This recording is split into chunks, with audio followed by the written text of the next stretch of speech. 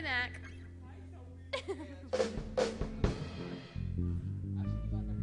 Woohoo! Can you turn me down now? It's so loud. I hate that. I hate that.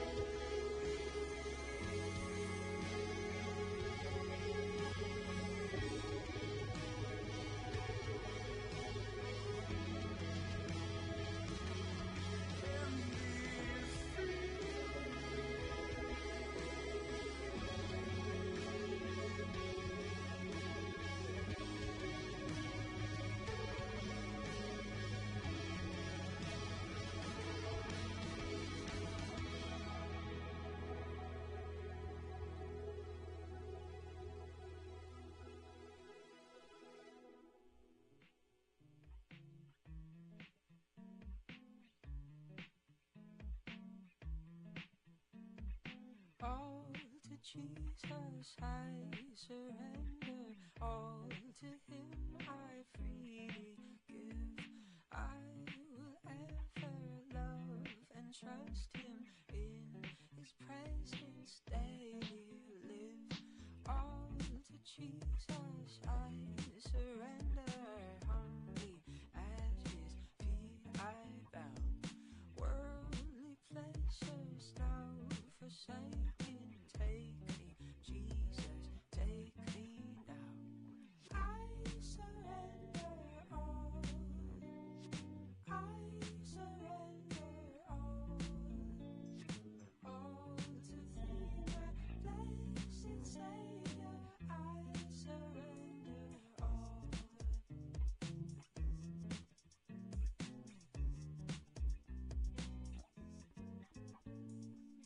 All to Jesus I surrender, make me Savior, wholly Thine.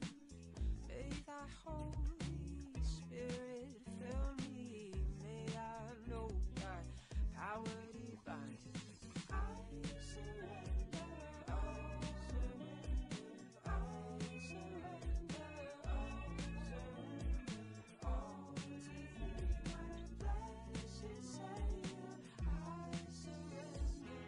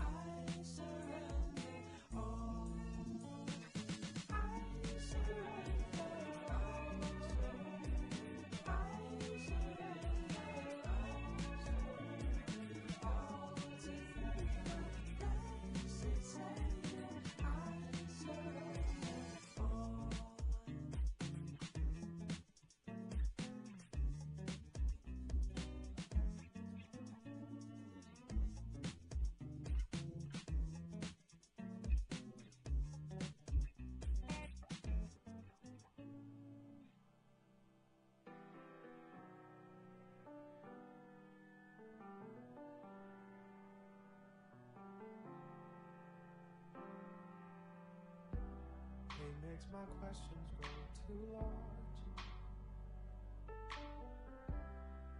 and I feel that I run far. My memory fails me right. I get enslaved to my own mind. Forgetfulness of your grace drags me around for miles until I see the corner of your smile. Oh, you were good to me before I knew your name. Your grace freed me from a selfish pain. I was lost and I felt the need for you. How could I ever leave? 'Cause you've captured my heart in ways I didn't know I could be captured. Oh, you've captured my heart in ways I didn't know I could be captured.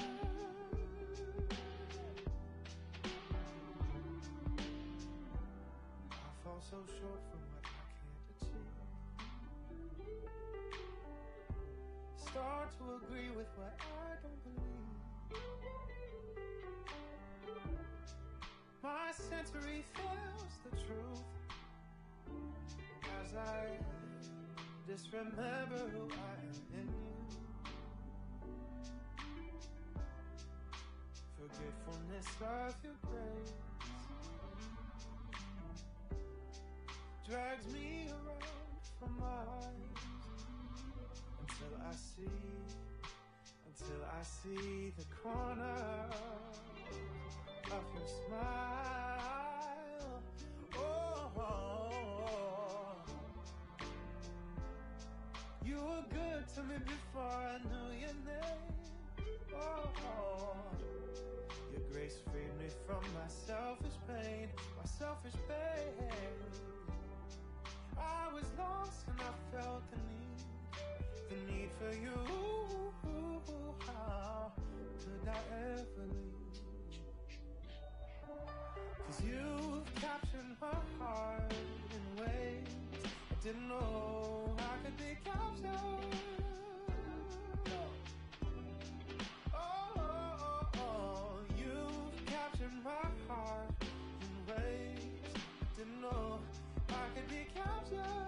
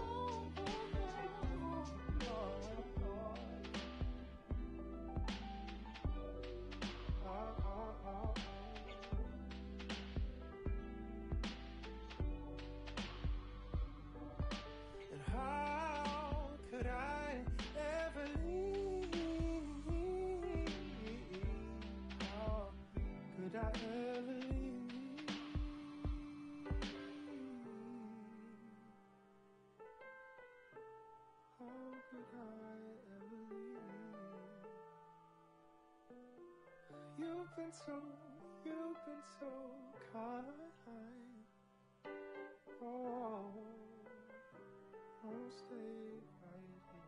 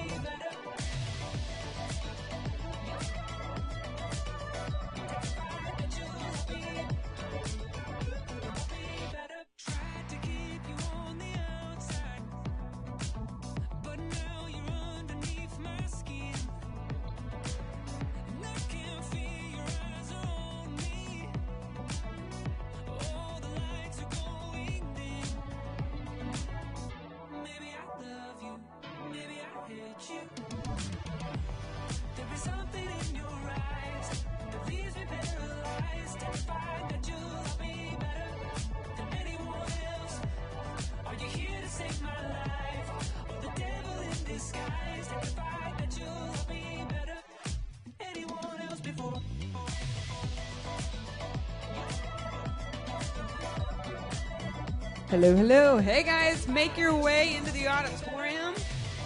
Middle school, you can make your way upstairs to room 201. 201.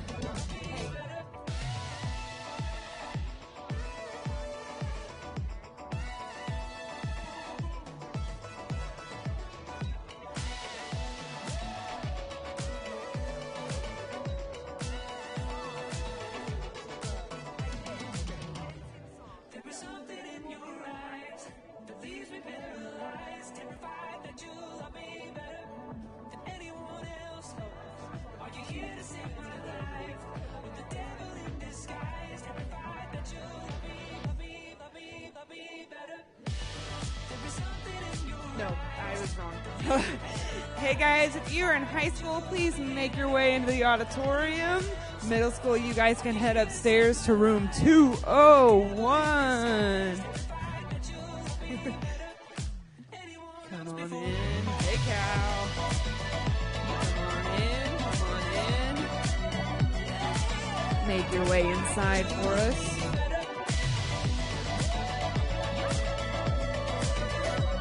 Middle school, y'all are in 201. High school, you can make your way into the auditorium.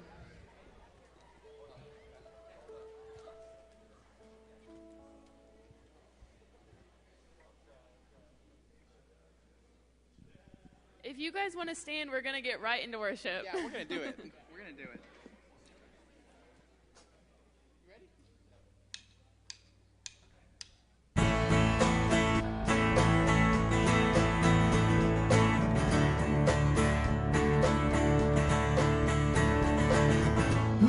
The power of sin and darkness, whose love is mighty and so much stronger.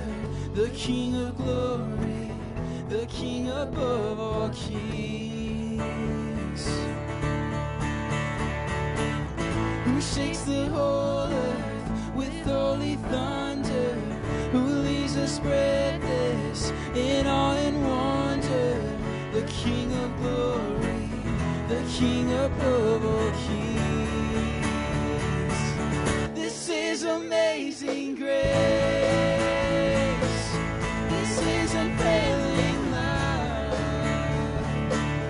that she would take my place, that she would bear my cross.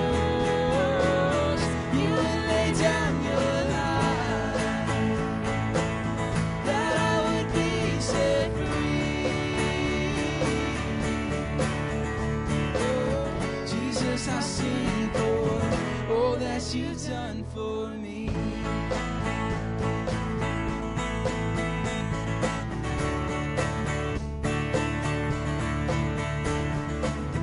Who brings our chaos back into order?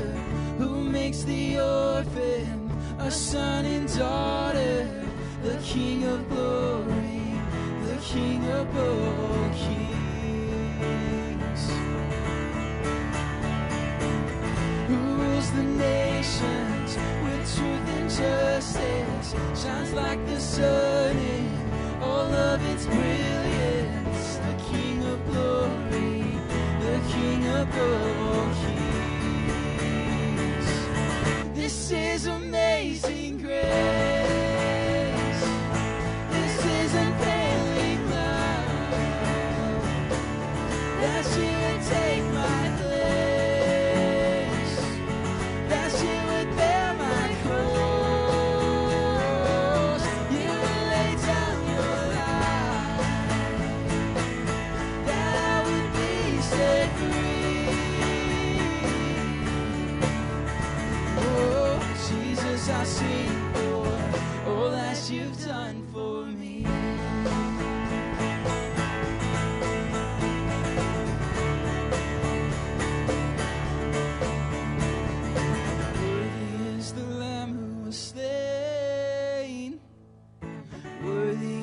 King who conquered the grave, and worthy is the Lamb who was slain. Worthy is the King who conquered the grave. Worthy is the Lamb who was slain. Worthy is the King who conquered the grave. Worthy is the Lamb who was slain. Worthy, worthy, worthy. Oh, this is amazing grace. This is availing love, that you would take my place, that you would bear my cross. You lay down your life, that I would be set free. Oh, Jesus, I sing for all that you've done for me.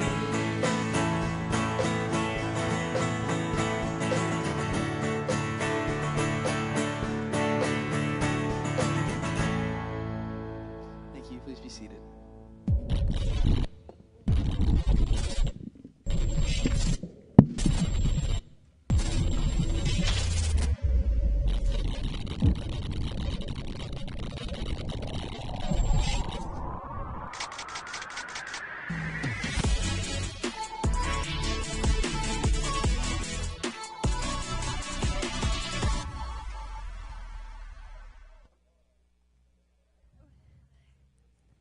Oh, thanks. Hey, guys, how we doing?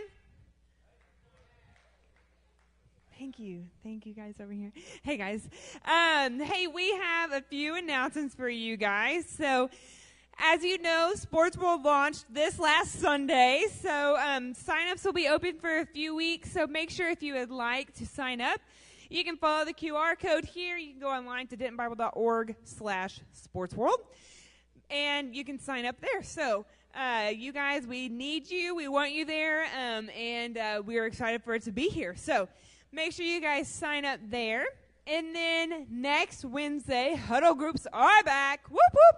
So we are going to be continuing in our series of the disciplines. So it'll be a really sweet time in huddle groups. So make sure you make your way. If you don't know what huddle groups are, there are small groups on Wednesday nights. If you're not a part of one, we would love for you to get connected, and we'd love to meet you guys. You can sign up by going to dentonbible.org/students, and you can sign up there for your huddle groups. If this is your first night, come say hi so we can introduce you to some people. We'd love to do that. Up next, some of you guys may have heard about it. It was in the newsletter. We are really excited about this. We have a community fellowship that we are going to be partnering with our outreach ministry here with Brent Bowen and Tim Womack. So if you've gone on Kaleo, it'll be very similar to what we did on Kaleo. We'll go hand out flyers next Wednesday and next Tuesday, inviting families to come get free food. We'll have hot dogs. We'll have hamburgers. With the hopes of having gospel conversations with families, getting to meet some other kiddos in our neighborhood. Anybody know where Nettie Schultz Playground is? Avondale, like right over here. We will be doing it at Nettie Schultz Playground, and then we'll be putting on an Easter egg hunt for all the little kids that come. So it'll be a really sweet time, so we're really excited about that and excited for you guys you got to engage the world in different cities, but also get to bring that home and engage the world in your own cities. So it's going to be a really sweet time. Leaders, students, your families are invited, so we would love for you guys to come participate however that looks, whether that's handing out flyers, which we'll meet here at 4:30 next Wednesday to do, or if you want to come, it'll be Sunday, April 13th from 1 to 3, so it'll be right after church, and we will be headed over to Nettie Schultz. So we would love for you guys to come partner with us, and we'd love to get to serve alongside you guys in our own backyard. So that's pretty exciting. And then I believe, oh wait, guys, tomorrow is Thump Day. So if you have not come to Thump, it is 6 a.m. prayer in the fellowship hall. Then we get Chick-fil-A together after, which is great. And if you come 3 times in a row, you get a free T-shirt. Who doesn't love free T-shirts? I love free T-shirts. So if you want to come, we will be there in the morning. We'd love to get to pray with you guys and pray with the rest of our church body. Now, without further ado, We are going to play a game tonight that many of you have probably seen. It's it's kind of a fun game. It's called What is the Slang? So tonight, Fanning is going to read some words. And we have a few contestants I've already spoken to. And here's how the game works, if you don't know what I'm talking about. A few of you guys will take a gigantic drink of water from this cup and just fill your mouth with water. The goal is to not laugh the entire time this list of words is read. You guys know these words. You use them daily. Even reading this list, I was like, I have no idea what that means. So it's going to be joyful. So if I talk to you beforehand, if you can make your way up here, we'll get you guys a cup and introduce you guys to the rest of the crowd. And then we'll get Fanning up here. So if you guys can make your way up here, that would be great. Take a seat. Grab a cup of water. If you need more water, make sure you're generous in the amount of water you drink, because it's kind of funny if you end up laughing. So okay, so I'm going to ask you, tell them your name, your grade, and have you ever seen this reel video thing? You can just take the mic and pass it down. Reel? R-E-E-L? Reel? What? Okay, carry on. My name's Grace. Yeah, Grace! I'm a junior, and I have not seen this. Oh, perfect. Yes, we love it. I'm Danica. I'm in 11th grade, and I have seen this. I'm Kenzie. I'm a junior, and I have seen this. Hey, I'm Andrew, and I'm in 12th grade, and I have not seen this. My name is Aiden. I'm a junior, and I have seen this. Perfect. Yes. Okay. Now I'm going to hand this over to Fanning. So he'll give you a heads up before he goes so you know when to drink water. The goal is to not laugh. Yes, ma'am. If you... if you... I mean, you might end up laughing and spraying water on Kenzie or Grace, but... What? My chair? I don't even know what these words mean. Oh, my gosh. Don't y'all think we need one more chair for Mac? Like, wouldn't that be better if Mac was in the game? Wouldn't that be good? Don't worry, Catherine's getting your glass of water. I already sent her. You may need to scoot down for Mac or all this. Guys, I realize that, staff is like, oh, let's pick the old dumb guy to read the words. I get that. So, oh, you just said old. So, man, listen, I don't do social media. If you're about to put me on it, I don't have the face tank or whatever. But, yeah, thanks. Mac politely volunteered. So, I don't know what this is. So, I'm like the perfect idiot to do this game. I get it. But I read some of these, and I think there are some cuss words in here. If I'm being honest. Number 24 is, I'm not reading it. I'm not reading it. Look at this. Look at this. That is a cuss word. Is it? I'm not doing that one. I'm not doing that one. But I'm doing some of them here. All right. So the way this game works is you take, Mac, you're not even going to make it to the first word. Yeah. If you're sitting in the front row, you might not want to. Okay, I'm going to do my best. I'm not kidding. If I say something inappropriate, Gabby, help me. I don't know these words. There's some of them I do. I might add a few words to them. I think I can spice them up a little bit because they be tripping. Is that one? No? Okay, never mind. Well, no, we'll get there. That's not one. So here's what we'll do. All right, I need all of you on the count of 3 to take one big gulp of water. Don't cheat. It's not 3. I didn't count to 3. We didn't even start the game, and y'all are losing, okay? So, all right, count of 3. 1, 2, 3. Big gulp, big gulp. Mac, did you gulp? Okay. Because I'd like to introduce you guys to some slang words. So here I go. What? Skibby-dee-riz. What did I say? Bombastic side-eye. Pookie! Slay that queen, girl. I added girl. It wasn't that. Raise your yaw, yaw, yaw. This is dumb. Bussin'. Alpha hour, woo! What did I say? Why did I? You're out. You lost. What am I don't know what's happening. This is bussin'. I'm just a girl, as pretty as can be. I turned that into a song. I'm just a girl. I'm just a girl. That's not slang. Let him cook. 5 big booms. Why? Why is this funny? Can I get a low taper fade, please? What's happening?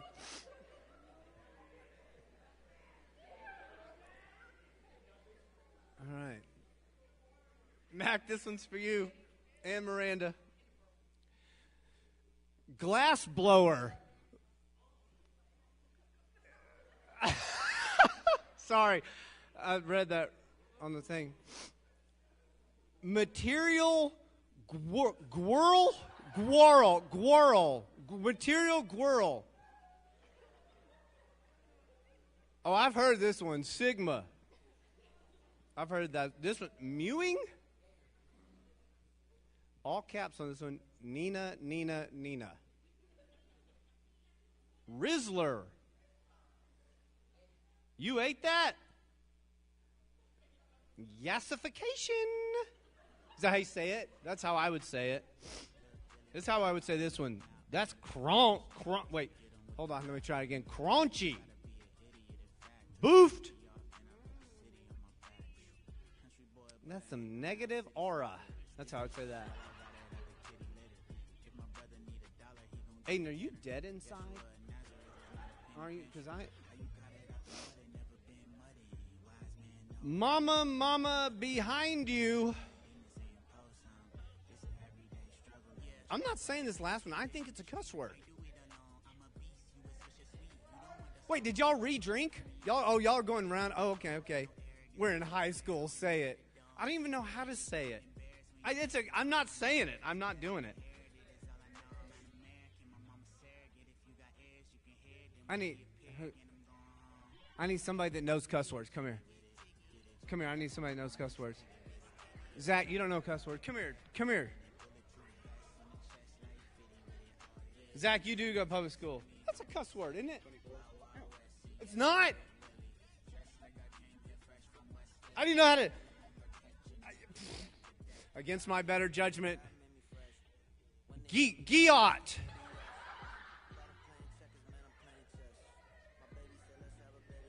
Did I cuss? I'm pretty sure I did.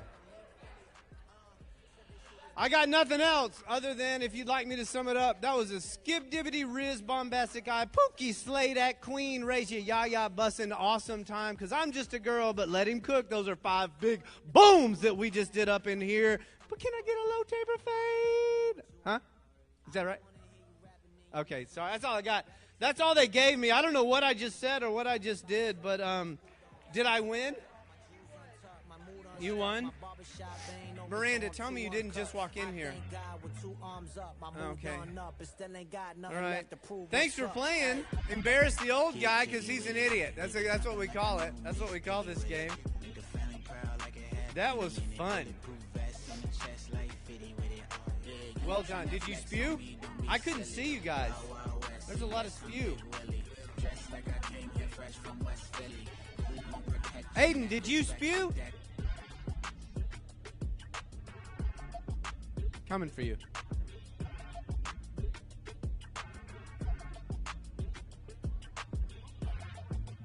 There was no point, Zach.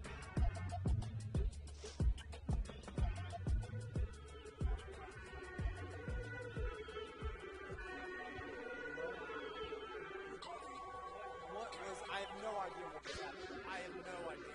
It's a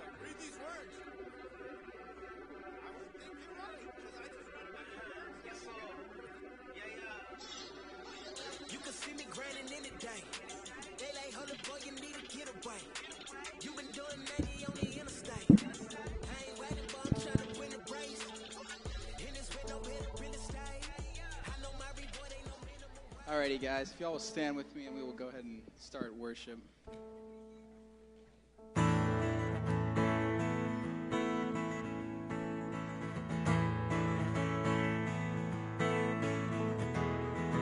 Tired of hiding, dead man's awakening, old life behind me, morning is breaking, you're calling me out, just as I am, filthy now holy, your spirit inside me, grace into glory, reviving what's dying, you're calling me out, just as I am, from death to life, you'll be glorified in the stone, you're moving, is proving your might, I'm letting go, I'm leaving my grave clothes.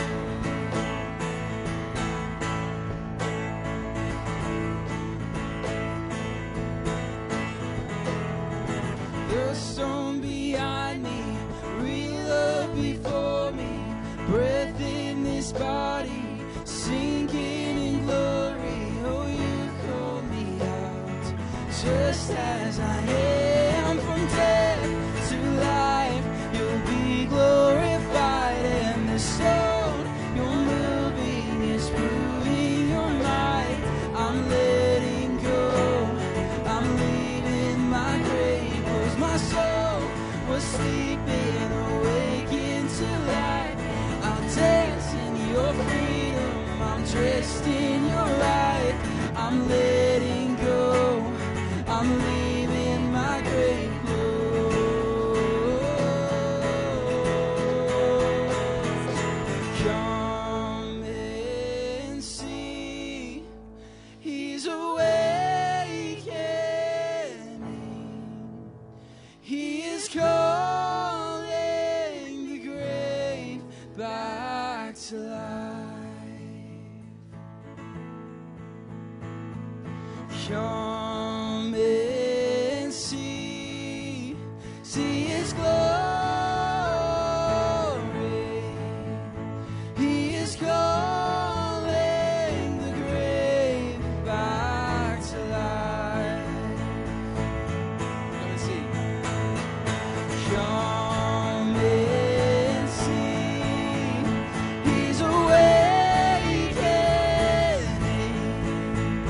he is calling the grave back to life. One more time. Come and see his glory.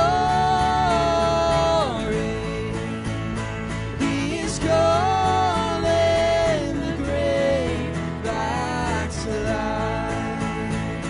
Yeah, from death to life, you'll be glorified in the stone. You're moving, is proving your might. I'm letting go, I'm leaving my grave, 'cause my soul is sleeping, awakened to life. I'm dancing your freedom, I'm dressed in your light. I'm letting go, I'm leaving my grave clothes.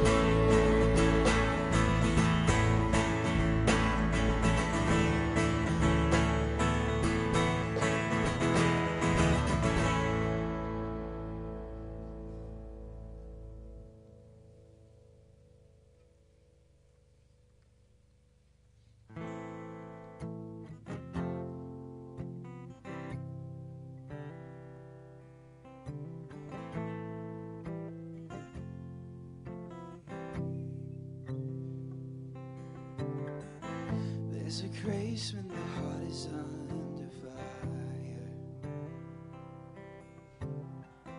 another way when the walls are closing in. And when I look at the space between where I used to be and this reckoning, I know I will never be alone. Was another in the fire standing next to me, was another in the waters, holding back the seas. Should I ever need reminding of how I've been set free? There is a cross that bears their burden, where another died for me. There is another in the fire.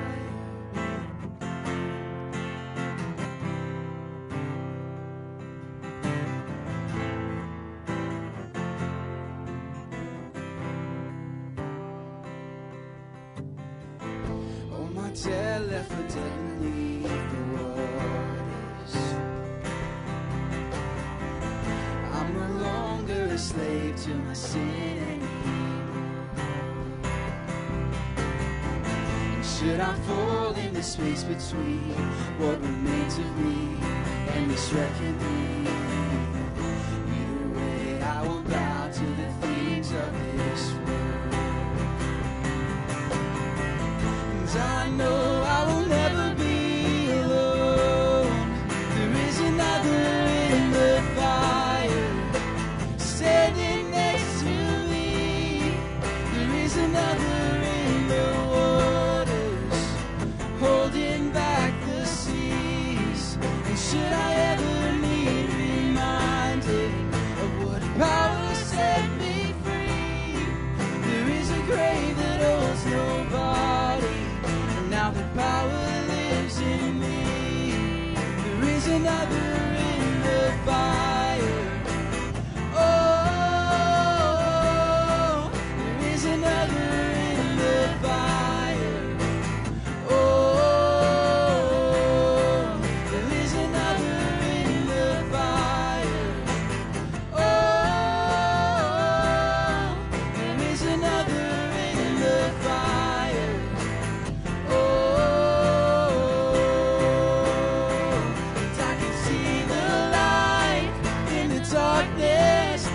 Darkness bows to him, and I can hear the roar in the heavens as the space between we're standing. I can feel the ground shake beneath us as the prison walls cave in. Nothing stands between us, stands between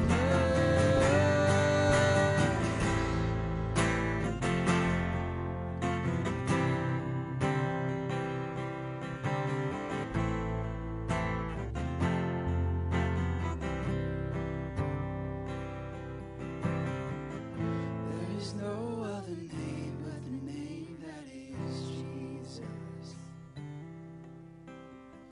He who was and still lives and will be through it all. So come what may in the space between all the things I see and this reckoning, I know I will never be alone.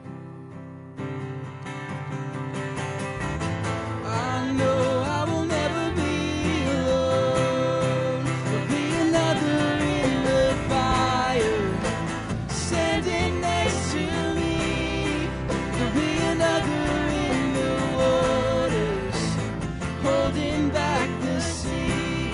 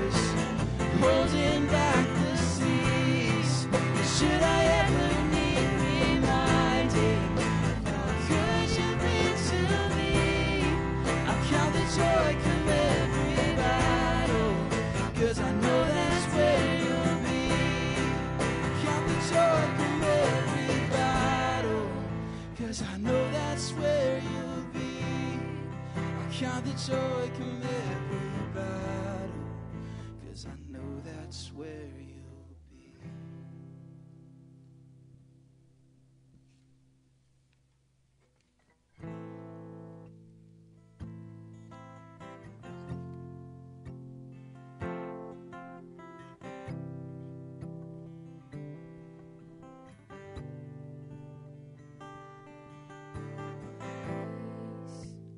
Bring it all to peace. The storm surrounding me, let it break.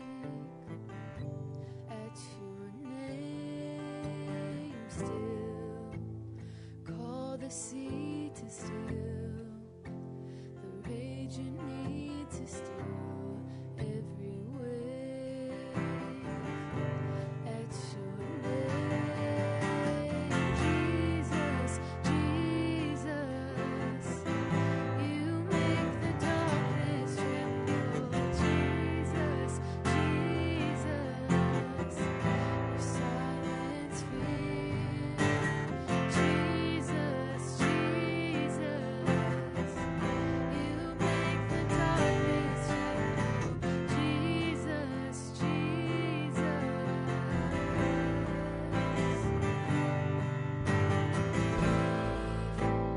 Call these bones to live. Call these lungs to sing once again.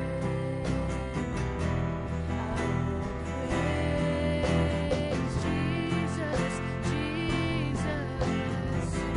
You make the darkness tremble. Jesus, Jesus. You silence fear. Jesus, Jesus. You make the darkness tremble. Jesus, Jesus. Your name is a light that the shadows can't deny. Your name cannot be overcome. Your name is life forever lifted high. Your name cannot be overcome. Jesus, Jesus, you make the darkness tremble. Jesus, Jesus, you silence fear. Jesus, Jesus, you make the darkness tremble. Jesus, Jesus,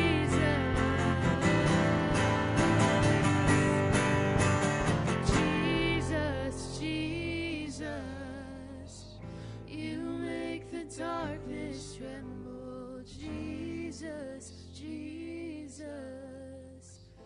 you silence fear. Jesus, Jesus, you make the darkness tremble. Jesus, Jesus.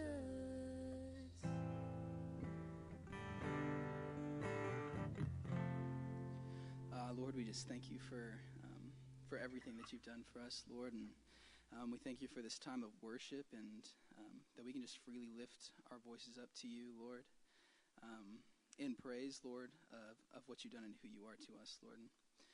We just pray that tonight, Lord, that you'd be here with us, Lord, and that you'd speak through Jason as he brings your message, and that our hearts and our ears are just aligned to you tonight, Lord, and that we're ready to listen to that word and apply it to our lives just to look more like you. So we pray this in your name.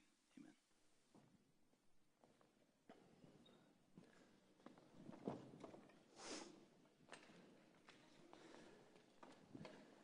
That was bussin', guys. Thanks, man. Bussin'. Do y'all really say that? Not anymore. That's old. What do you say now? 2024. Okay. Yeah, that's way old. That's way old. Man, I don't know how I'm supposed to preach after that. Thank you for embarrassing me, but we're going to do it anyway. hang with me. I still don't have all my voice back. I don't know. I think this is my new voice forever. So hang with me on that. But I want to do, if I haven't met you, my name's Jason. I'm the Next Gen Director here. I just get to hang out with a lot of high school right now, and I love it. We are doing a series called Heart Check, I think. And we're talking about different idols and different things that we have in our life. So if you come on a Sunday morning, we go through the scriptures, what we call exegetically, or we go verse by verse. So we're in John, it's verse 1, and here's 2, and 3, and 4, and here we go. Wednesday's a little more topical. However, we still use the scriptures to impart wisdom, because you don't care about my wisdom. You care about the Lord's wisdom. And so that's what we're doing tonight. But before we get it going, I want to do something in light of being a little fun. And since I pretty much already said cuss words, I'm pretty sure, I think what I'm about to do is okay. So here's what we're going to do. We're going to play a fun game. It has a point. It has a trick. But I'll show you the trick after we're done. So the game is really simple, but I'm going to make it interactive. Hey, Ryan, can I have the handheld? Will it work with this Madonna mic and the handheld at the same time? If not, I can take off Madonna and give it to them. But so, because I want some explanations to this. So this is one of my favorite. I have one joke. That's all I have. So out of all the jokes I've ever heard, I only remember one. But I'm not telling you my one joke. And I have one would you rather. And so I just want the opportunity to share my would you rather. So we're going to play would you rather. But I actually want this is like full contact would you rather. So you're going to have to stand up and move a little bit. Don't worry. If you're tired or whatever, you'll wake up in a minute. And then I'm going to pick one of you. Thank you very much. And you're going to have to tell me why you picked what you did. So here's my first one. And this is my one would you rather that I always love to give. And it's awesome. I usually don't give it in front of girls, but I will tonight because I already said like 24 cuss words in some slang language. So I'm good with that. So here's the would you rather, and what we're going to do, we're going to have one side of the room, so like, you can come up front or in the middle, like, so this half of the room will be, if you answer this way, I'm going to ask you to stand up and come over here. If you answer the other way, I'm going to ask you to stand up and come over on this side, okay? That's all you got to do.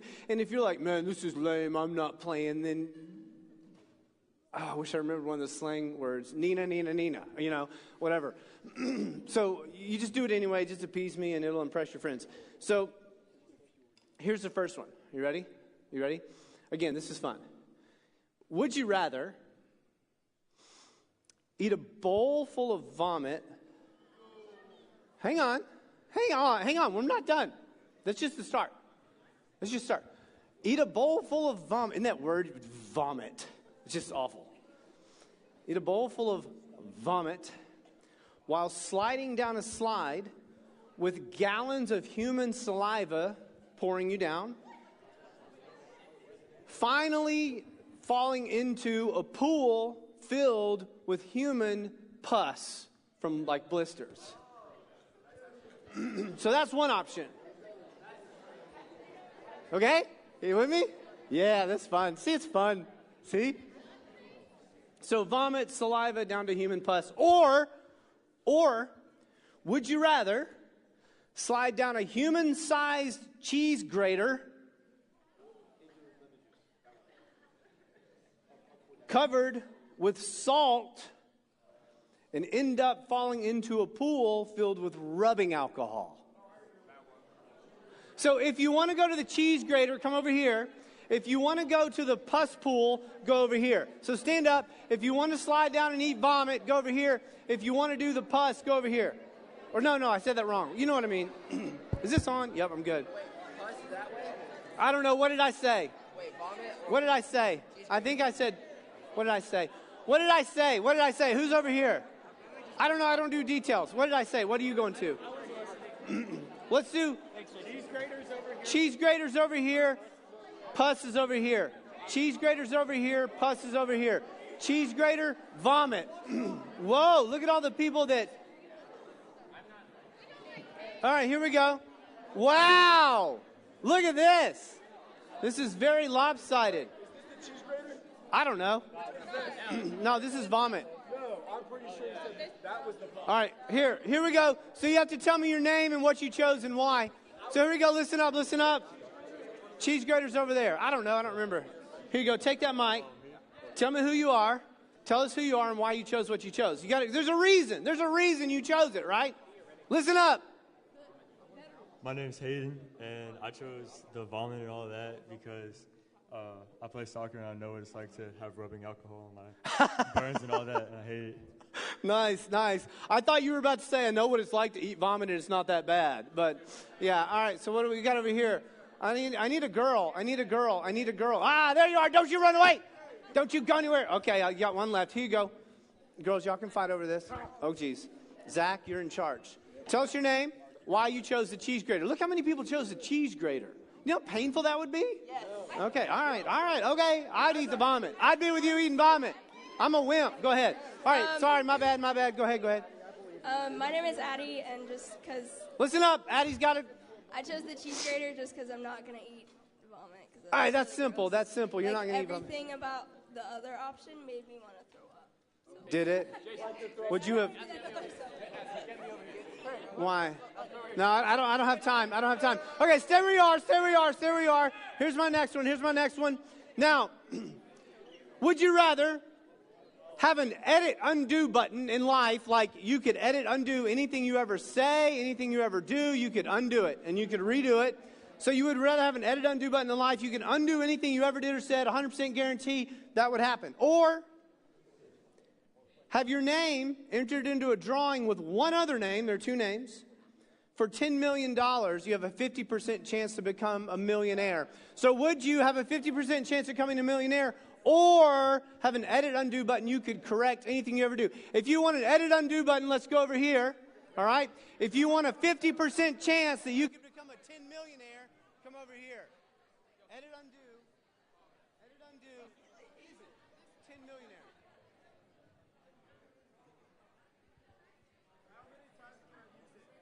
As many. You can use the edit undo as many times you want for life, ever.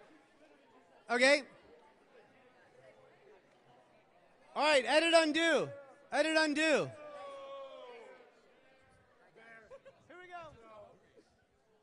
I'm Strahd. Listen.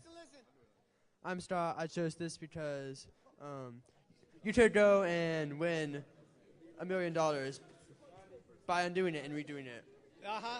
That's smart. So he said there's a guarantee that he could win all this money because he could just edit undo until he won it all. Yeah, that was pretty smart. What you got? Oh, you were mentioning earlier. Yeah, go ahead. I missed you earlier. My life is amazing without $1 million, so I'd enter the chance. Oh, okay. Her life is amazing without $1 million, so that's fine. But you lost out on the edit undo button. Here's the last one. Would you rather jam 10,000 toothpicks in your... No, I'm just kidding. That's not it. Would you rather have they have these, my 5-year-old has this button, you press it and it goes, yes, but a real life one. But would you rather have a yes button you could press at any time to force anyone in front of you to say yes no matter what? So the yes button would force that person to say yes all the time no matter what. Or would you rather have a chance to apply to your favorite celebrity to be their personal assistant, which if you got it, you'd get $1 million a year and be traveling with that person, Patrick Mahomes, whoever it is, every day, all the time? Which would you rather do? Yes button over here, celebrity over here. Yes button over here, celebrity over here.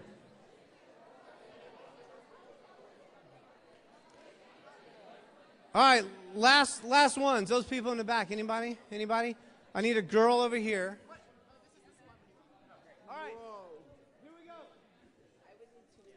My name is Maddie, and I chose the celebrity one because personally I would pick Dolly Parton, and I would love to work with her. And I just think it'd be... I love Dolly Parton so much. Okay. I am. I have... She's like rock, pop. She's like 5 different genres. Anyways, I love Dolly Parton, and I would love to get to work with her, even to just apply. I think it'd be fun. So... Okay.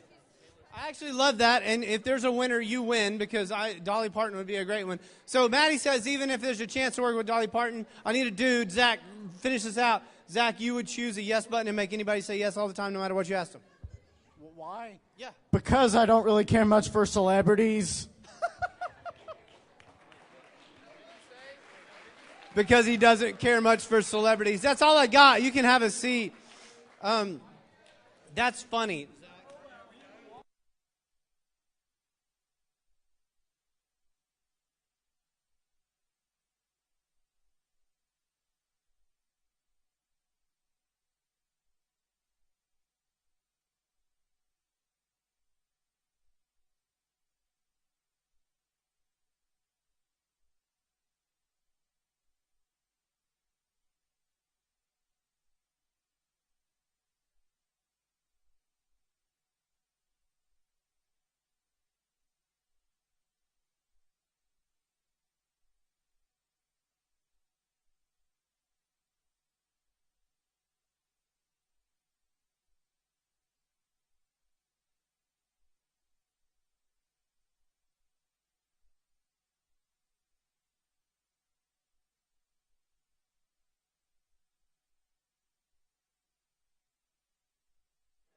Okay, sorry, technical difficulties on the battery pack.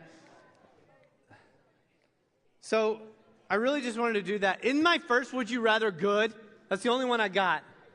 The other ones aren't mine. Is that good? You should hear my joke, but I can't tell you now. So I tricked you a little bit. I didn't really, but I could anticipate what you would choose. So my first Would You Rather was just fun. It meant nothing. It's a little crazy, and it makes you laugh or vomit, one of the two. But my second and third one, they were a little different. They had an element in each of them that I would guess, I knew there would be outliers, but I would guess the majority of you would go a certain direction in those. So in the other two, I gave you two options. I gave you the option of control, or I gave you the option of chance. So the control was I could always have somebody say yes every time, no matter what. The option was I might be Dolly Parton's assistant. The control was, I don't even remember the first one.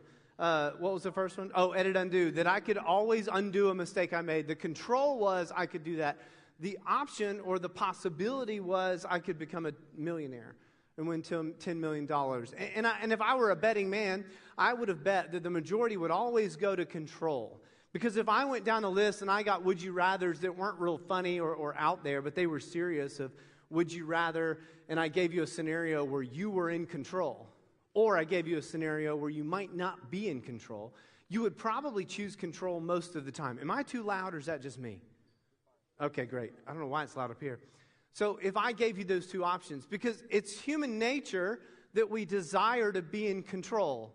At some level, you might have joked, yeah, I'm a control freak. Or you might have said, no, my mom is a control freak. Or you might think, no, I'm not, I don't care if I'm in control. But then when you lose control, you freak out. But you say, no, I don't mind if I'm not in control. You see, there's this natural inclination, there's natural leaning that we desire to be in control. And so I want to show you something tonight about the idol of control. The control is an interesting thing. We have counselors in our society who specialize in controlling behaviors. And I'm thankful for them, and it's great. And there's some of us in the room that we might joke about it. Yeah, she's a control freak. And there are others in the room that go, no, I really have a problem. There are some in our world that they have such a challenge with this that it's clinically diagnosed. And so there's always a level of it. And there are others of us that go, I don't care. I'm good, I'm free, I don't need to be in control. But then when something outside of your control goes away you don't like, you all of a sudden, you don't like not being in control. You don't like that when you're on the sports team and you can't control the other player who doesn't do what you thought he or she could do.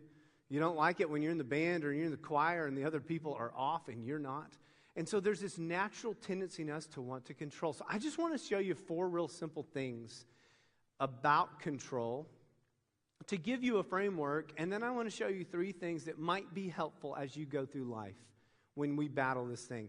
Because I'll tell you, this is something that as a God-fearing person, we have guilt a lot of times because we know that we shouldn't, but we could, and God's in control, and we say it, and then I don't act like He is.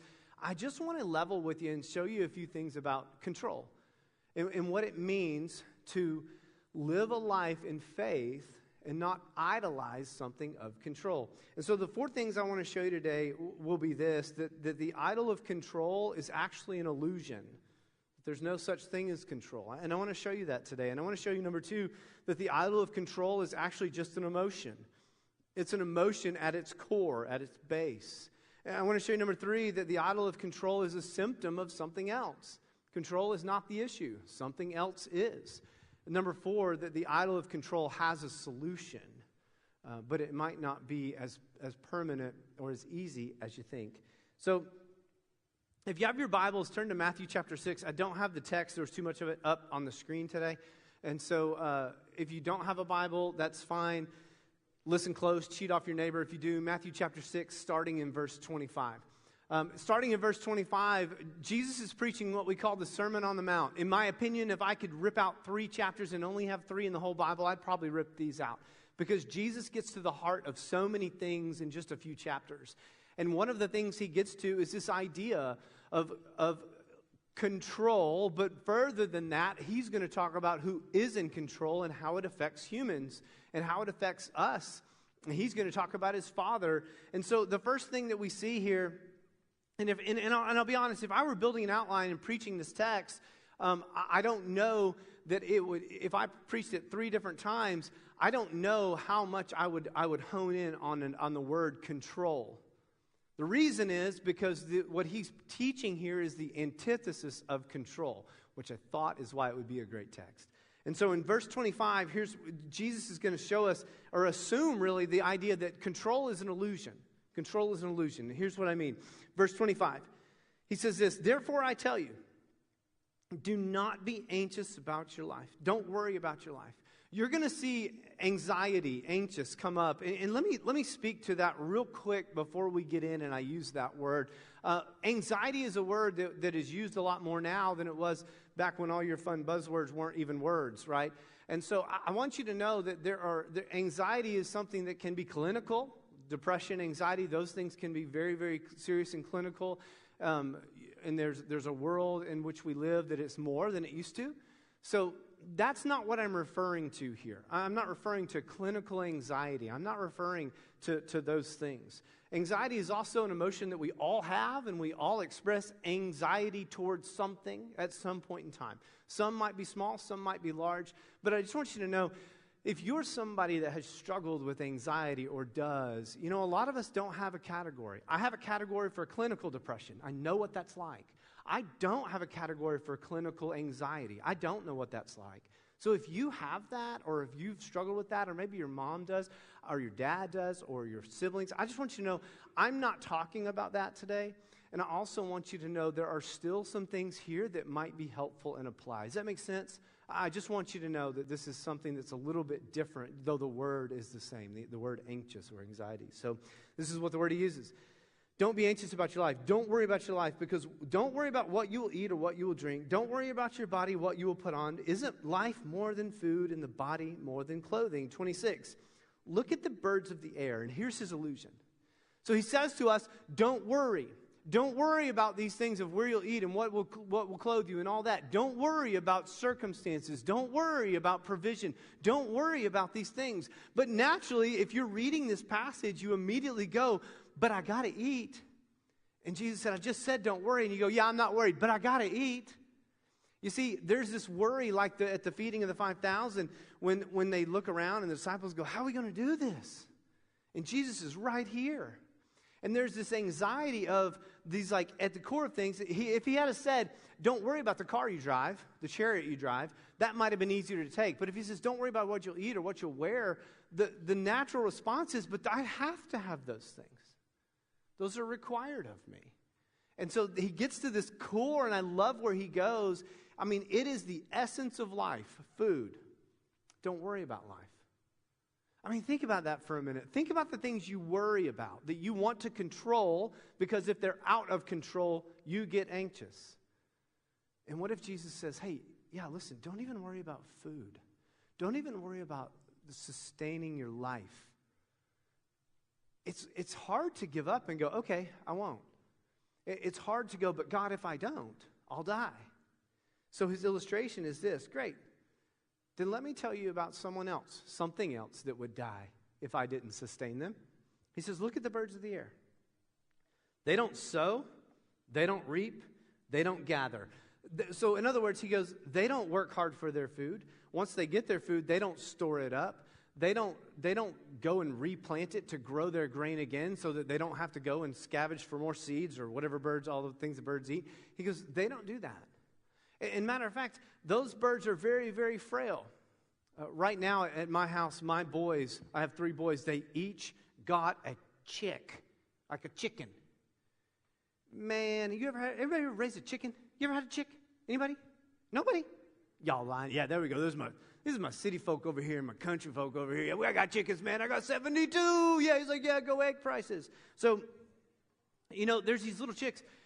Hey, man, these little chicks, it's like when I got them home, I had to Google, like, how do you raise a chick? And I actually grew up with chickens, so I kind of knew, but it's like when they're 2 weeks old, when they're 1 week old, keep it at 97 degrees in the thing. And make sure the light is orange because they'll peck each other to death. And if they don't, then they'll all die and they'll eat each other. And I'm like, this is so dumb. And then I'm like, these things are going to die and my kids are going to freak out. And so I'm like, I have heat lamps and I got a cage and I'm shutting the garage because we live in the city. And I got these chicks. And then like by week 2, make sure it's not over 97 degrees because they'll get too hot and they'll die and they'll peck each other and they'll cannibalize. I don't know. I'm making that up. I don't know if they eat each other. But that's true, yeah. So there's all these rules, and I'm like, this thing is so fragile, this darn little chicken, you know?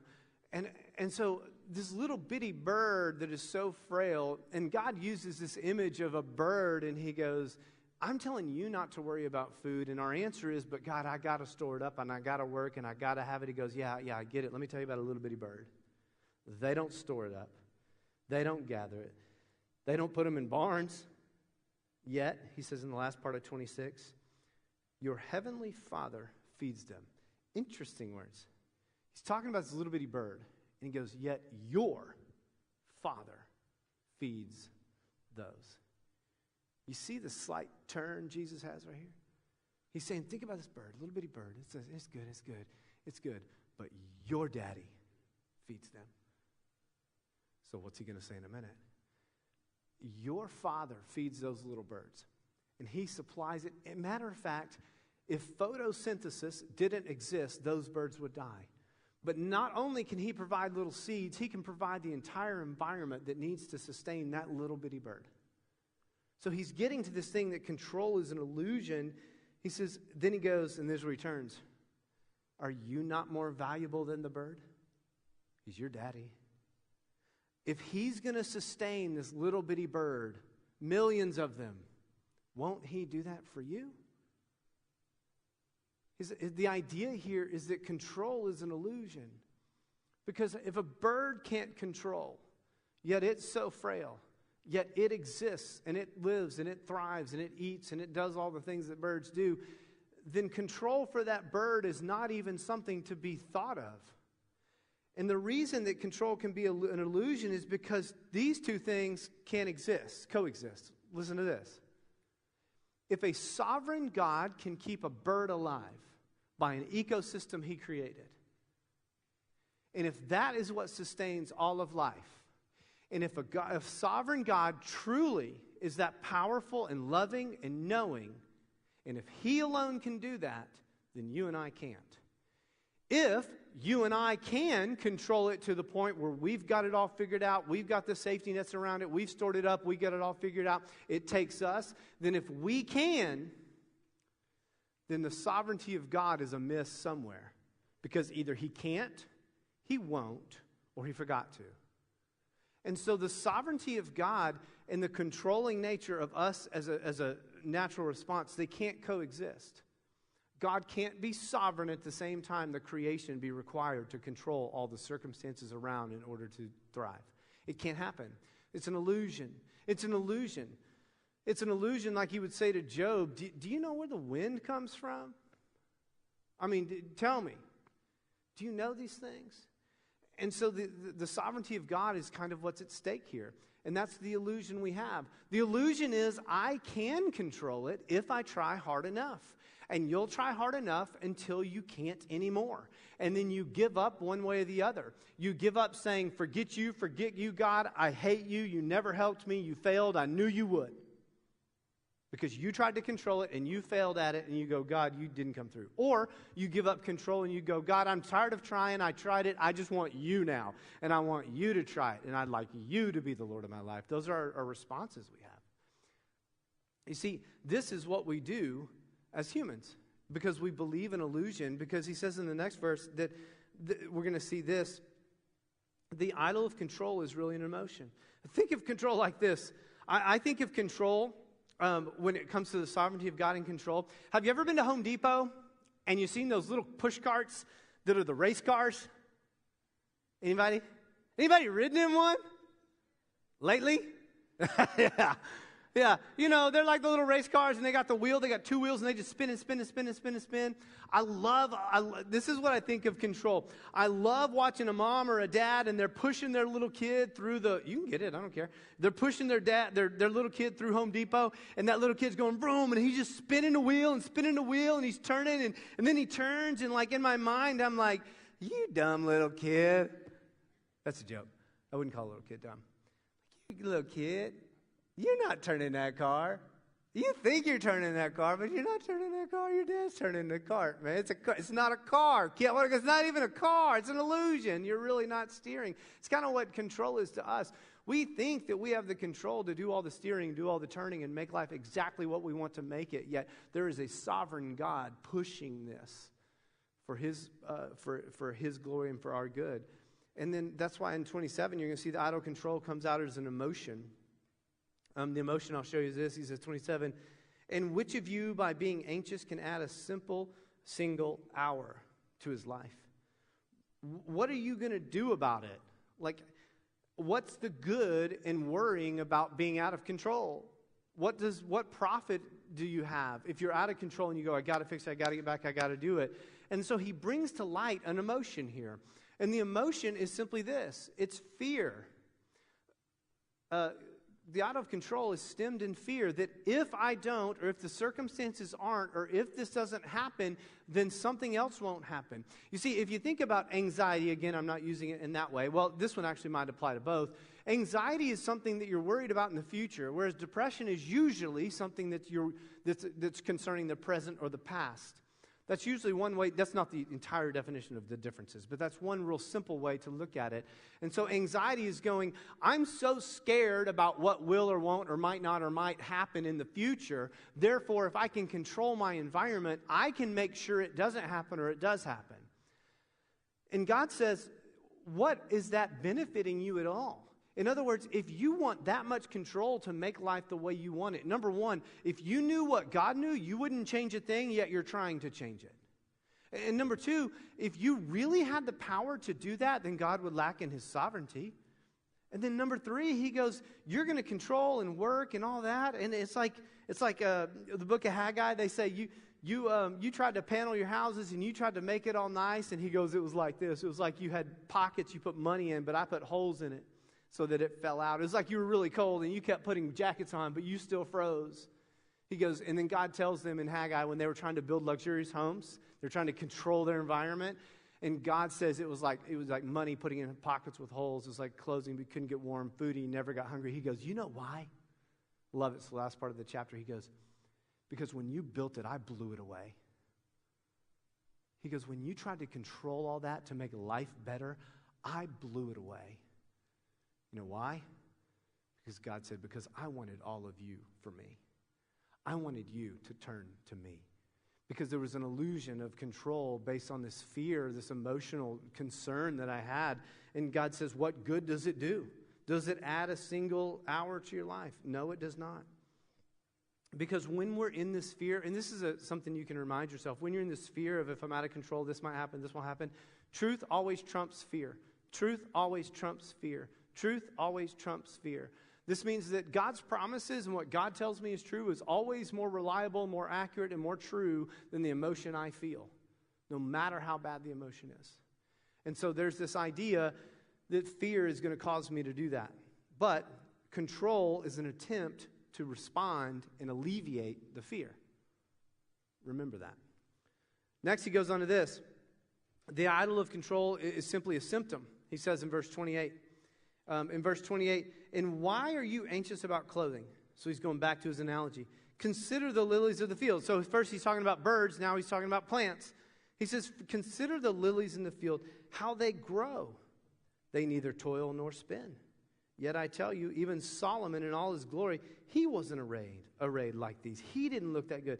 That his best palace, his best wardrobe, it was nothing compared to the magnificence of a lily.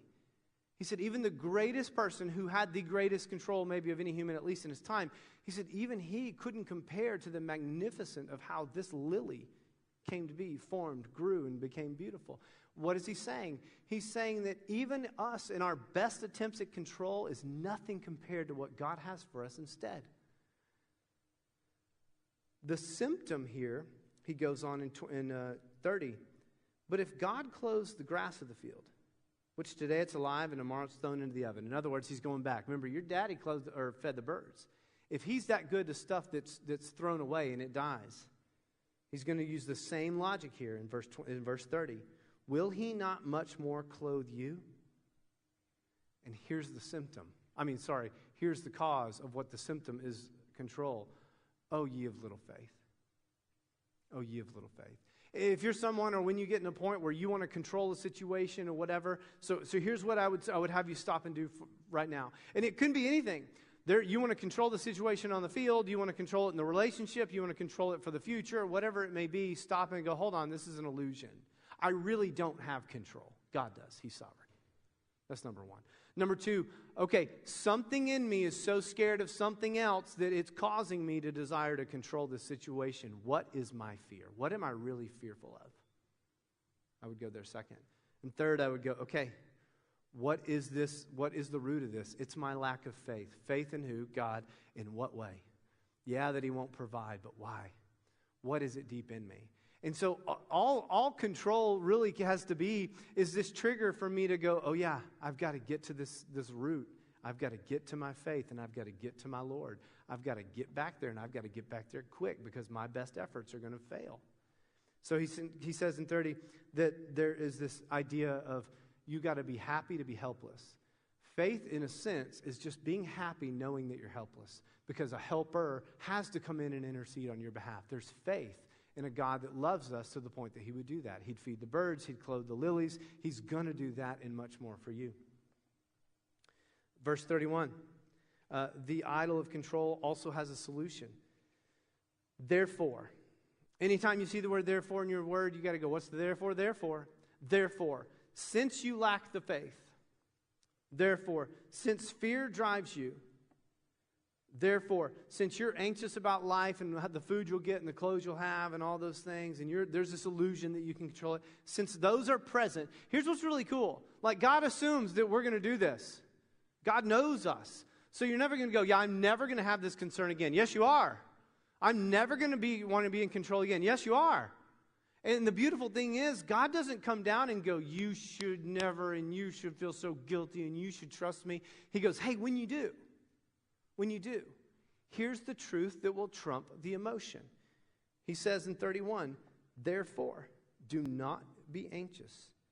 Don't ask what we'll eat. Don't ask what we'll drink. Don't ask what you'll wear.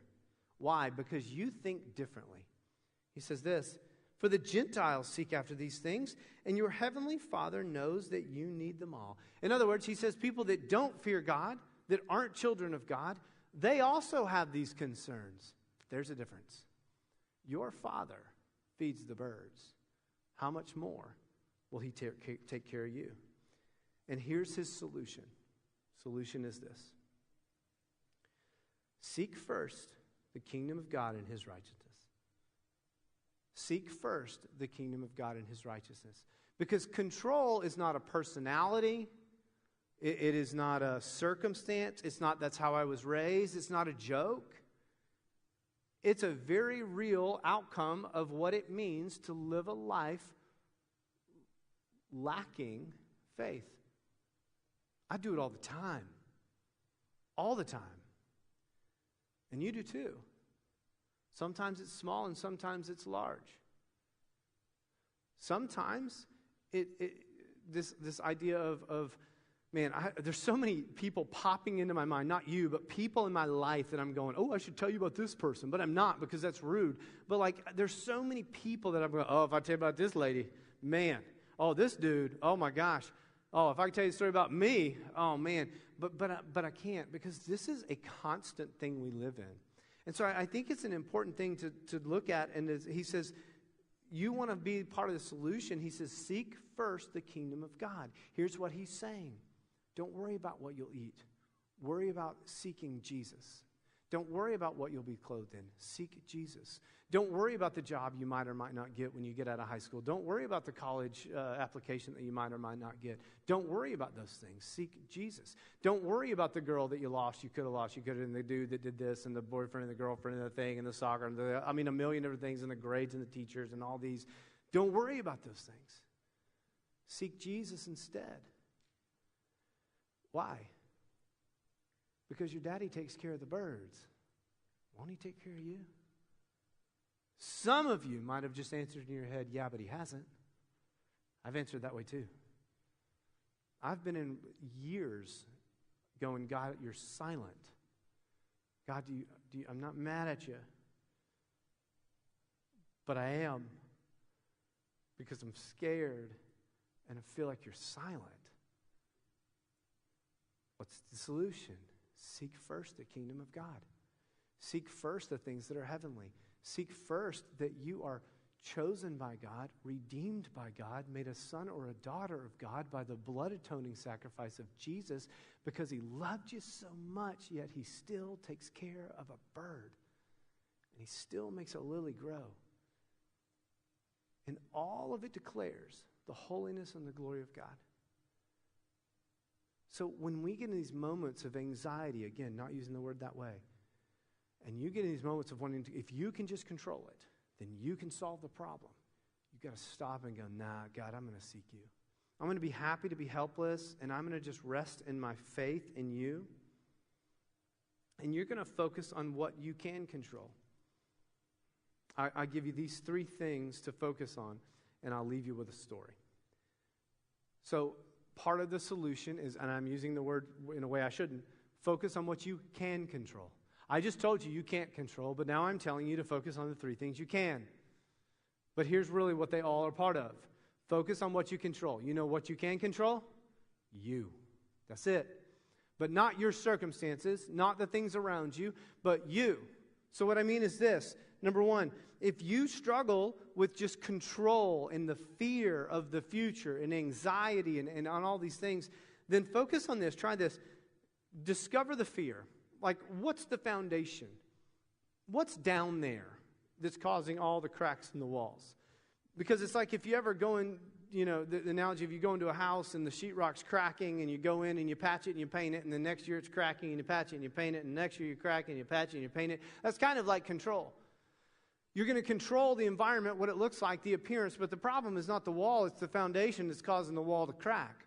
So my question to you would be, when you get in a point where there's like panic, you've got to be in control and you lost control, I'd go, stop, what's the fear? And don't tell me it's the food, it's the clothes, it's the whatever, it's the circumstance, it's not the wall. I'm asking what's broken down here. What's the fear? You know how I'd answer this question, and I do to myself? I ask myself this question. I'll tell you some of mine. This is confession time from the guy who didn't know slang. Some of my greatest fears that cause me to want to control my environment. I'm constantly fearing that I'll be a failure. That's one of my greatest fears. I constantly fear that I'm a failure. To my wife, to my kids, those are primary. To you guys, I fear failing. To staff that I get to interact with, I fear failing my friends. It's one of my greatest fears. So if I can control the environment of my kids, the reason I want to control the environment of kids is I don't want to fail them. And maybe why your parents control you, and you feel like they do. Maybe there's a fear there too. It comes from a great place of love, but it also, for me, comes from a place of lack of faith. What I'm saying in those moments is, God, I don't think you'll take care of my kids good enough. I'll do it for you. But my fear is that I'll fail my kids. And in reality, the more I try to micromanage and control them, the worse off it is, because I'm displaying a lack of faith. And at the end of the day, I could do my best and be the best dad on the planet, but I'm not going to be even a smidge of a daddy like God is.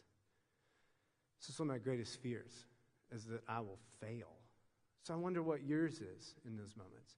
And I wonder what yours might be when you're wanting to control. And it might be different to a circumstance, or it might be a larger umbrella of different things. So control what you can, which is you. So this is number one.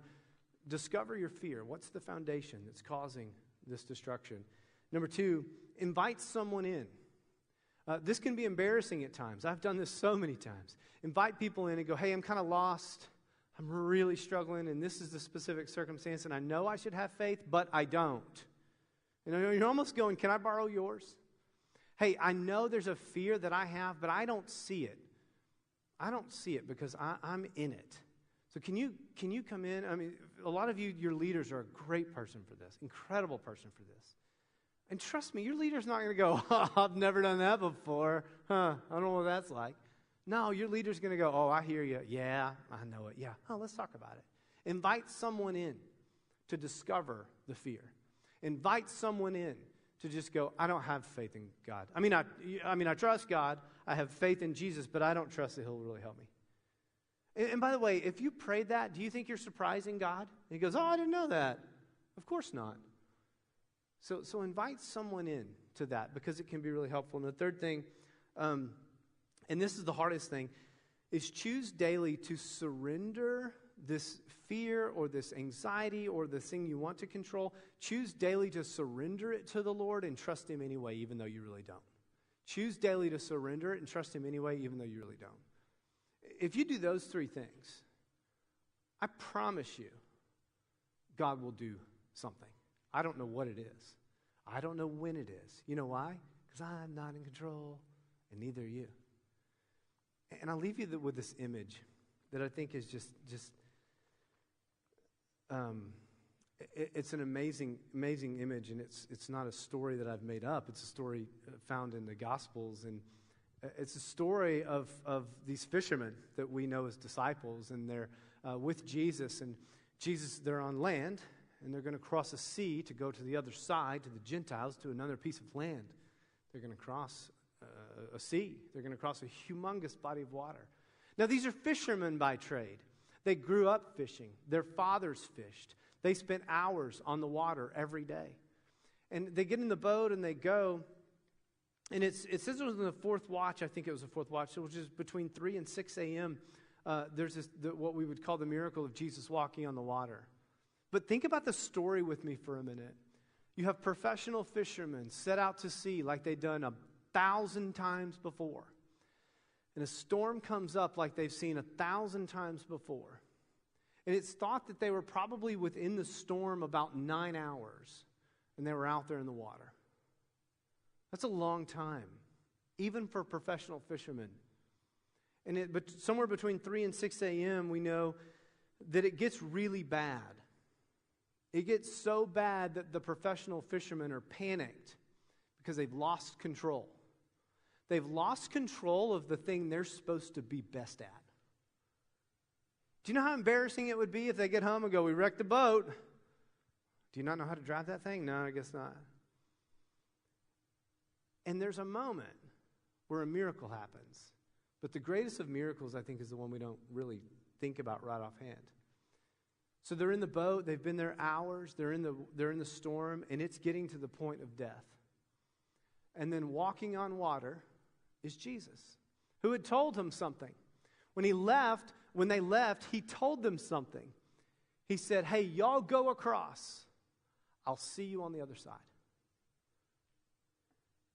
During, let's just say it was a full 9 hours that they're in the boat, do you think any of them thought, hey, he said he'll see us on the other side? We'll be okay. I doubt it.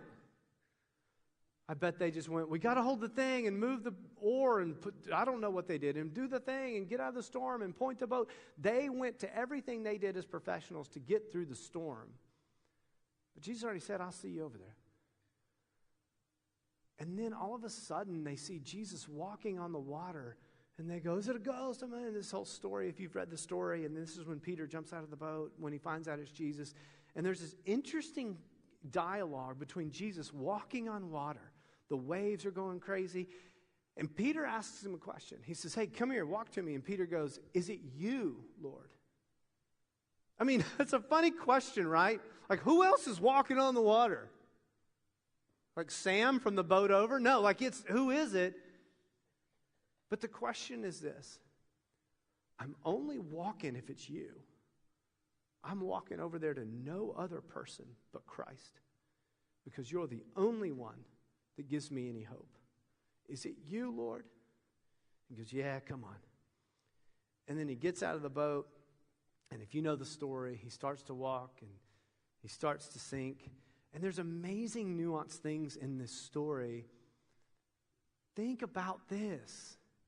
Peter's walking to Jesus, coming to the disciples in the middle of a crazy storm they can't control. And Peter goes, I'll come to you, Lord. Yay, it's over. Yay. And that's us a lot of times in the middle of a storm, in the middle of crazy stuff. It's out of control. And we go, I know if Jesus would just show up. There he is. He did. I'm coming. And then Peter goes, he starts to sink. He takes his eyes off Jesus. You know the story. And he starts to sink. And it's like, this is what we do. Like, yeah, I'll go to Jesus. It'll be great. But then we forget that. And we go, no, never mind. I'll do it myself. Oh, wait, I'm sinking. I don't know what's happening. And he starts, when you sink, you sink. When you go and jump in the pool, you hit the bottom or you go underwater. Peter didn't. Somehow Jesus keeps him from totally sinking. And he grabs his hand and he pulls him back up. And he says, calm. You know what the greatest miracle of the story is? It's 3 a.m., somewhere in that range. They'd been there for hours. It's dark, they can't see. And in the middle of the greatest trial, that if they could control anything, this was it, on a boat, it's their profession. The greatest miracle of the story is in the middle of an ocean. Jesus knew exactly where they were. Think about it. If God creates the earth, it's easy for him to walk on the water. But the deep love of God, that he knew exactly where his children were in the middle of a raging sea, that it's easy for him to walk on water. What would be hard is to know right where they were in the middle of a storm that no one could see, but Jesus walks right to them. I think it's the greatest part of the miracle because that's who God is to us. And oftentimes we say, man, I want to be in control because it makes me feel better. I had this fear, all this stuff. And it's in the same way Jesus goes, I know exactly where you are. Solving your trial is easy. Calm, be quiet. The hard part is kind of just getting out of the boat and walking to me. The hard part is knowing that I always know right where you are. And I'll come at the moment I need to come. In the meantime, I'll see you on the other side. No matter the storm, no matter how long, 9 hours, long time. Maybe you haven't heard from God in a long time or you feel that way. He knows right where you are.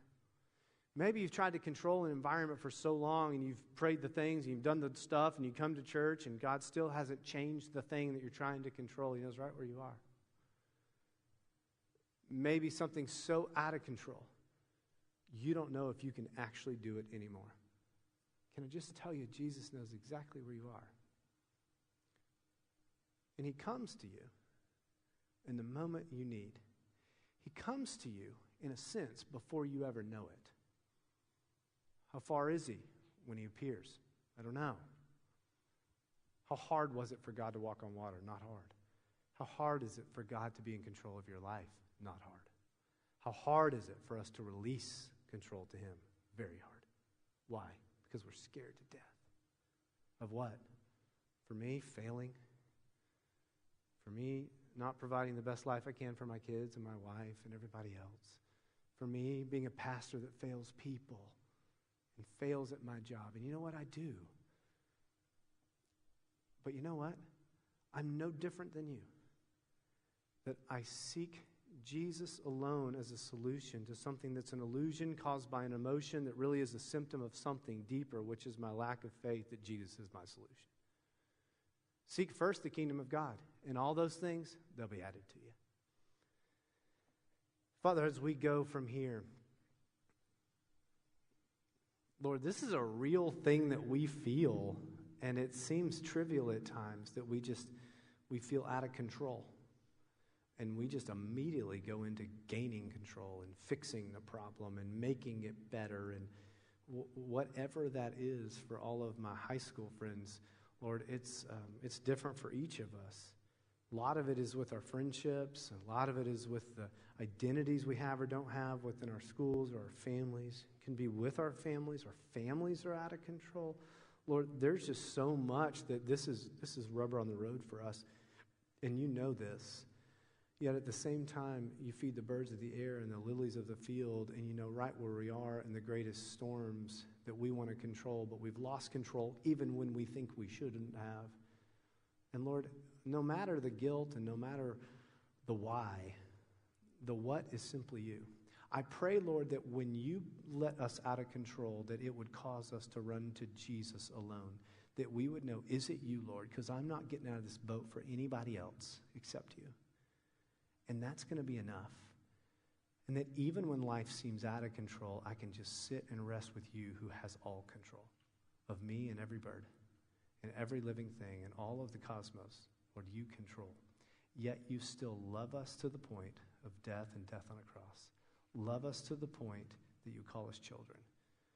Lord, I pray for any of my friends here that maybe there's anxiety towards this loss of control. I pray that